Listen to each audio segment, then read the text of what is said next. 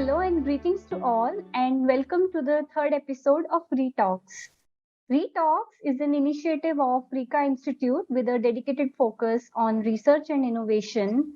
This institute is aimed to work in the sector of disaster risk reduction, innovation, research, training, and awareness generation so as to build a culture of resilience in our society.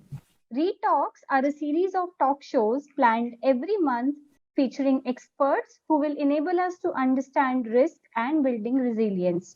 And we are very happy to welcome our today's guest, Dr. Kapil Gupta from IIT Bombay.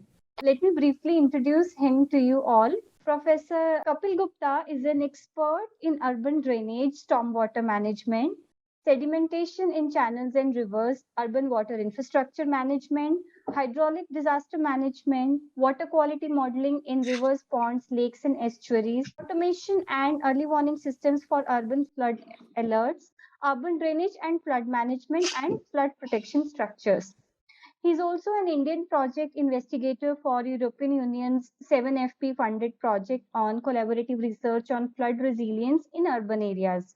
He is also a member of UNESCO's International Working Group on Sustainable Urban Water Strategies and member of international working groups of the IAHR-IWA Joint Committee on Urban Drainage. And at the national level, he's also been the advisor to NDMA and convener and member of expert committee for drafting NDMA guidelines on urban flood disaster management, and also member of the expert committee for drafting manual on urban drainage for Ministry of Urban Development, Government of India. We'll come to our today's topic. So as we see, there has been an increasing trend of urban flood disasters in India over the past several years, whereby major cities in India have been severely affected. Currently, also, we are witnessing flooding in various parts of Mumbai, Navsari in Gujarat, Godavari Delta region in various parts of Andhra Pradesh and Telangana also.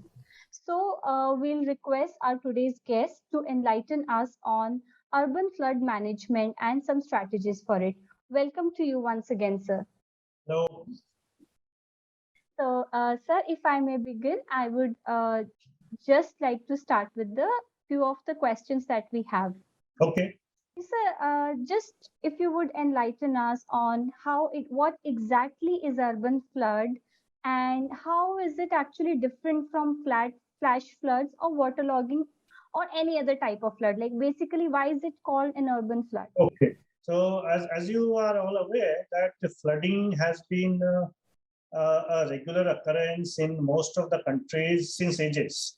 Now, in the past 50 years, due to the increase in population and increasing activities in the cities, the population has increased. And if you look at the definition of an urban area from our Census of India website, an urban area has three attributes. One is all the statutory places with the municipality, corporation, cantonment board, or a notified town area.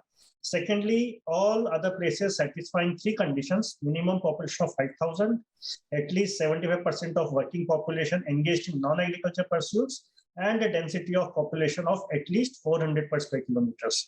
So that way, if you look at it, India has got at least 100 smart cities, and 500 other towns have been declared as Amrit cities. So we have at least 500 cities which are urban. Now, coming to the flooding part, if you look at the definition of floods, it is basically defined as an overflow of a large body of water over areas which are not usually inundated. So now, because we have a large concentration of people in urban centers, cities and towns, so even if a small area of say 4 square kilometers gets flooded, a large number of population is affected, especially in the big metropolitan cities like Chennai, Mumbai, Delhi, Hyderabad, and so on. Because our cities are densely populated, urban flood has to be therefore tackled on a high priority.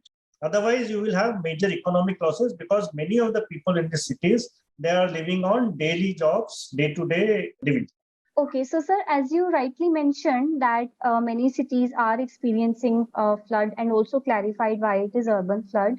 So currently, can you give an overview of the floods which are happening around the world also and where exactly is India placed in that? As we have seen from the news, many of the cities around the world are prone to flooding. If you last week we had major flooding in Sydney, and Sydney has got severely flooded 4 times in the past 2 years. Even New York was affected. Other cities in Korea have been affected, and even Kuwait and Dubai, they have faced floods. So we are now seeing increased rainfall in lesser durations of time, and this is happening both in the Western world as well as in India. India, as we have seen recently, India is set to have the highest population in the next 1 year, and we will be even having more people than the China. So there is a urgent need to plan ahead so that the suffering of the people is reduced to the extent possible. So, sir, when it comes to Indian cities, so which of the Indian cities are more prone? Like we see that there are some cities which are flooded almost every year. And what are the some of the similarities or differences which cause urban floods in each of these cities? For example, the Guwahati is also experiencing floods. Mumbai is also experiencing floods. So, what are some of these factors? Are they common or are they different? And Uh, how can they be addressed? Okay, so if we look at cities, depending on their location, they have similarities and differences. Now, you mentioned Mumbai and Guwahati. Mumbai first, Mumbai has been reclaimed from the sea. Originally, it was 7 different islands. And historically, during the British reign, the islands were, area space between the islands was filled up, and all the 7 islands have totally vanished. We have now just one big island of Mumbai. Similarly, Guwahati, it was a new capital built, unfortunately, in a low-lying area. So at that time, urban flooding was not a big phenomena. The area of urban flooding has come into prominence in the past 40 years when more and more urban areas are getting flooded. Main causes are, of course, increased rainfall. Then in urbanization, unfortunately, even in Sydney and London and other cities of India, the high level areas were already occupied. So with the increase in population and people migrating to urban areas, they have nowhere else to go. Hence, the development has taken place in low-lying areas. Unfortunately, this has not been done on a technically planned basis. For example, if you're going to develop in a low-lying area, one should ensure that you do leave adequate pathways and width for the rainwater to go through when it rains. Sadly, many of the lake beds are occupied in Chennai, Bangalore, Hyderabad, Thane. We have seen large amounts of lake bodies simply vanish, and they are just engulfed with the settlements. So in the recent monsoon, so obviously when it rains, the lakes will get filled up, and then people are blaming that they are getting flooded. So if we have a self retrospection, who has encroached upon whose path? Okay. Thank you so much, sir. You rightly explained that Mumbai city has been reclaimed from the sea and Guwahati was built on a low-lying area. So hence there are some similarities and differences. But is there any possibility of considering any major infrastructural improvements that can be brought about in the development plans for mitigating such risks? In my opinion, to avoid urban flooding, several infrastructure improvements can be done. Firstly, the existing drainage path should be clearly demarcated within the hydrologic catchment. See, most of the cities are being planned as political boundaries. And any hydrologist will tell you that we have to look at the hydrologic catchment, how the water drains. So all the planning should be done at a hydrologic level. Implementation can be done at administratively at a later stage, but all planning should be done taking the catchment as a unit of planning. Then, secondly, the encroachments blocking the urban drainage channels, they should be removed. And in my opinion, if you remove 20% of the encroachments on a particular channel, 80% of the flooding will reduce drastically. Then, secondly, now with increasing metros, roads being constructed, many of the bridges and the metro pillars, they are being constructed in the bed of the rivers and the drainage channel. So they are actually blocking the pathways. Structurally, it is possible to have a cantilever type construction where the pier of the train can be kept away from the water body. So that way we can maintain the existing waterway of the river. Thirdly, if there is no other area available, then we can build underground holding ponds, underground storage tanks, and they have been built in Japan, Spain, and last year a large holding pond underground tank was completed in the Hindmata area of Mumbai, which was frequently flooded. This year, we have seen that the flooding has not so far occurred in these areas to the extent it was occurring last year. Last year, we had 4 feet of water. This year, we have had only 1 feet of water.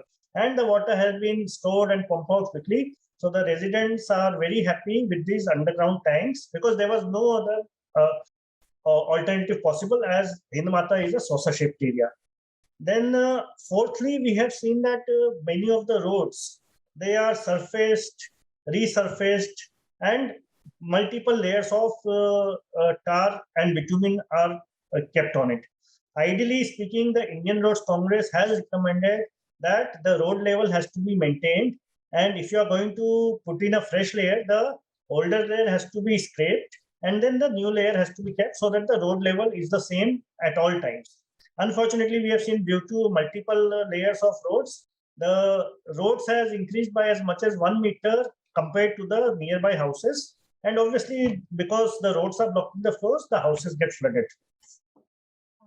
Thank you so much, sir, for giving us sharing some of the practices that you have mentioned, like the underground passes that you've mentioned. So, other than those, are there any other practices that can also be undertaken for some of the Indian cities to mitigate the risks of urban floods? Okay, for example, some of the cities are located downstream of the dams, and it was seen in the last few years that the dams were kept almost 97% full, and the water was released only when they were overtopped. So, for example, the Kerala disaster which happened some years back, all the dams were full. So it would, and if you look at dam design, it says that 20% of the dam should be kept empty to absorb the flood waters before the monsoon. So strictly speaking, before the heavy monsoon, we should keep 20% of the dam empty so that it can absorb the flood. And recently we have seen that the forecasts of IMD are getting better and they are able to forecast an imminent storm 24, 36 hours before. So 24 hours is adequate to empty the dam and keep the capacity available for major inflows where the cities are located downstream dams. Then many of the cities are expanding rapidly, and for the new areas which were being developed, it makes good sense that we should plan all the new constructions in low-lying areas on stilts. The plinth level can be set to say 1 in 500 years return period high flood level. And that way, these buildings will not get affected because the water will be able to flow freely from under the buildings. Now, with increasing number of cars, increasing ownerships of cars, each family is having 3 cars, but there are no space to park the cars. And many of the car parks are just made of impervious paver blocks. It would make sense to keep the car parks porous. There are porous pavements available. Even the good old bricks, if you simply pave it with bricks instead of impervious paver blocks, the water will be able to infiltrate and the flooding would be much less because the imperviousness would be reduced. Then we should also be smart while planning. Does it make sense to build in low-lying areas knowing fully well that they will get filled up during heavy rains? For example, after the recent floods, Lismore in Australia, they are considering relocating the central business district to an entirely new location, which is less flood prone. And they are going to convert the flood prone areas into football fields and other activities which are not affected and cause less damage due to the floods.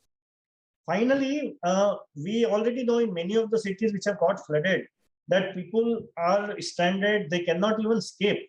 So when we are building so many flyovers for roads and trains, we should also build similar flyovers for evacuating the people. So we have to plan better evacuation routes, especially when the vital access roads are cut off due to flooding in the low-lying areas. Thank you so much, sir, for mentioning some of the mitigation practices and also smart designing in terms like you mentioned, low-lying areas can be used as football fields instead of office spaces.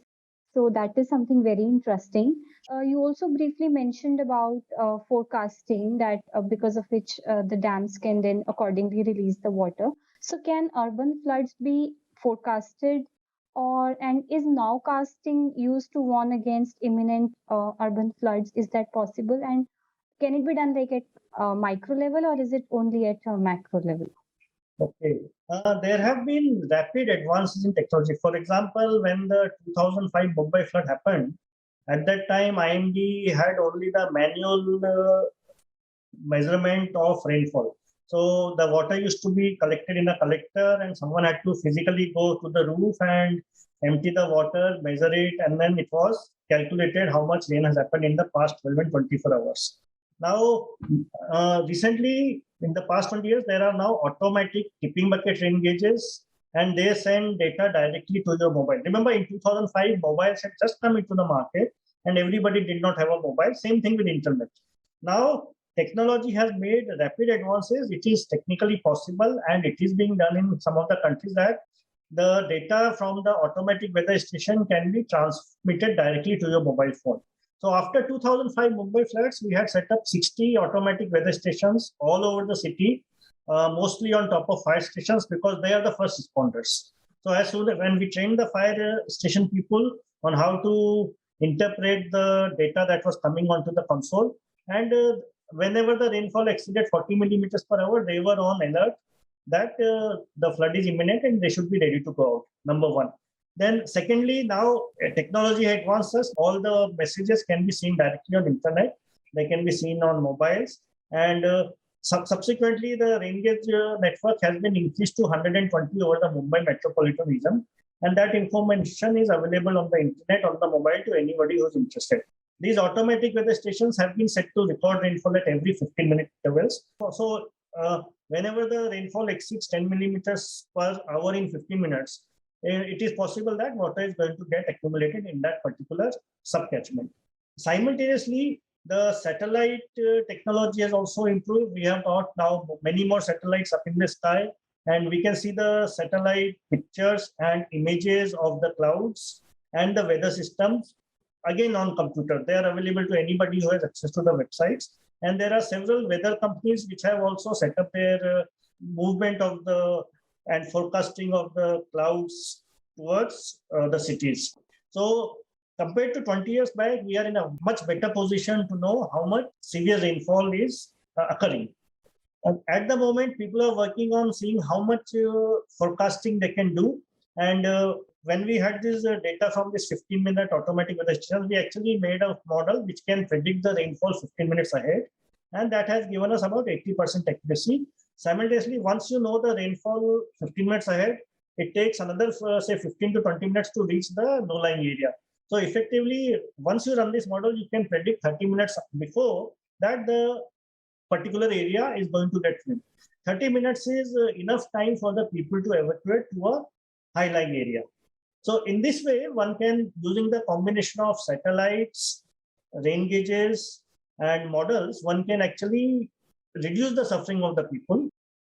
For the future, more sophisticated radars have been developed. Earlier, IMD is using C-band radars, but now X-band radars are available, which can forecast and monitor weather and rainfall for a 50-kilometer radius. Many of the Western countries have X-band radar specifically for the cities. So for the cities, X-band radar is required. This will increase the accuracy and forecasting possibility for the future. And it is well known that if you have a radar, you can forecast the rainfall 3 to 6 hours before it actually falls on the ground. So if the radar is working, unfortunately, if you have seen the various IMD stations, many of the Doppler radars in Kolkata and Mumbai, they are prone to malfunction during heavy rains for whatever the reason is. So we need to have more radars. We need to have X-band radars if we want to increase the forecasting. But simply forecasting will only tell me when and what time it's going to flood. So that does not give me an excuse to continue the development the way it is happening. We have to use our common sense. We should ensure that we construct away from low-lying areas. And especially with respect to India, we have to identify the low-lying areas and make sure that people do not build at all in them. It should be made, although it is city bylaws say that they should not build, but because of the socio-political economic factors, this thing is going on. That is a legal issue, which technically I will not be able to answer. Thank you so much, sir, for mentioning about the upcoming technologies which enable the accuracy in prediction, and also the with the smart construction design, like you have earlier also mentioned. So probably a combination of both might give us a better resilience. And as far as I understand, probably it requires more research and contextualization for Indian context. So, in your opinion, do you think that most of the research currently is focused on riverine and coastal floods, and or is there adequate importance being also given to urban floods? And if not, then why? So India has been primarily an agriculture country. So historically, more research was being carried out on predicting the uh, water and flood forecasting in rivers because that was more important for the agriculture purposes. And as we have already mentioned, urbanization, extreme urbanization has happened in the past 30 years. And because of that, this has now become a of concern for the planners, the people, and of course the media who are based in urban areas. So there are more studies need to be done in urban areas because now most of the urban areas, most of them have engineering colleges, and you would be surprised at how few of them are actually teaching the topic on urban flooding. At IIT Bombay, we had done two courses on urban flooding, urban hydrology, one for the master's level and one for the undergraduate level. So then urban flooding has huge potential. And in the future, if the population continues to migrate to urban areas at the present rate, it is therefore most important that we should focus on this and train more people for better flood management. Thank you so much, sir, for enlightening us that the importance of urban floods, because the priorities have changed from agriculture to now urban cities, urban development also. Hence, more research has to be done here.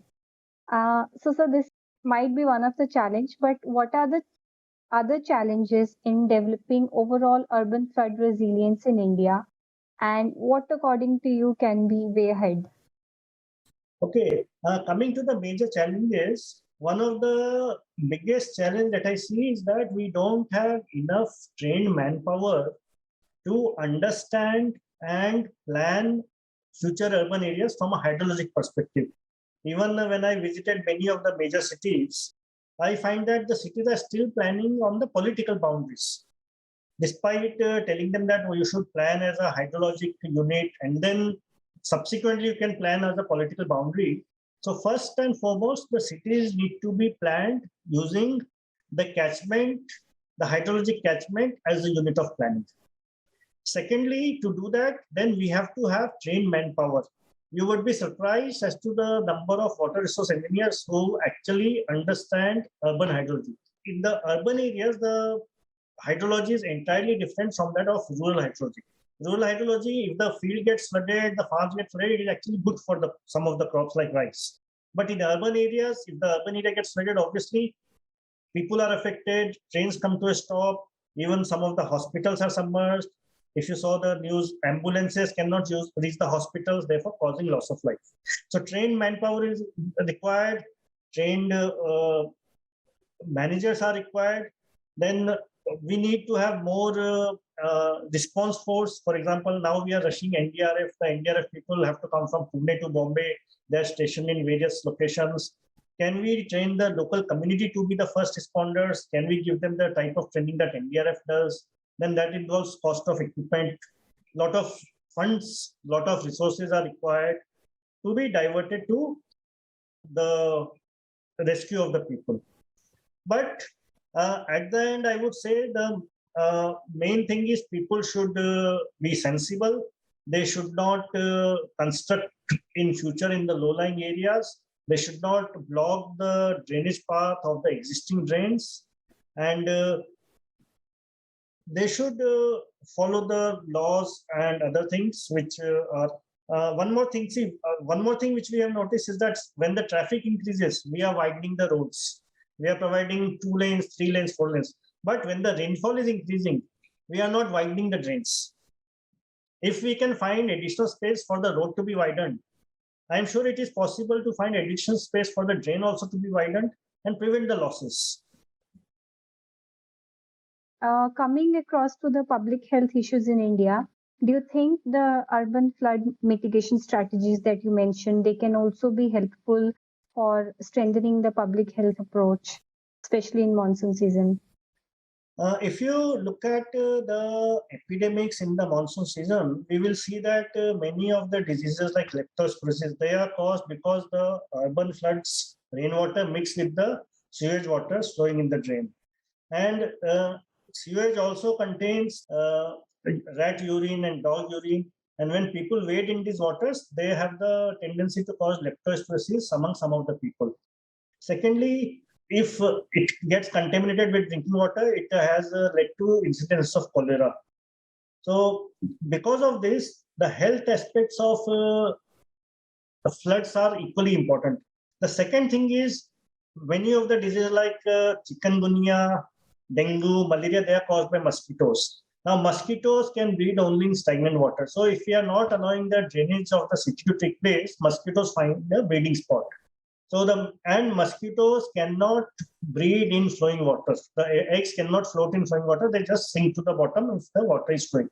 So if we can keep the water flowing and no stagnant pools are there, we will reduce the risk of mosquito-bred diseases.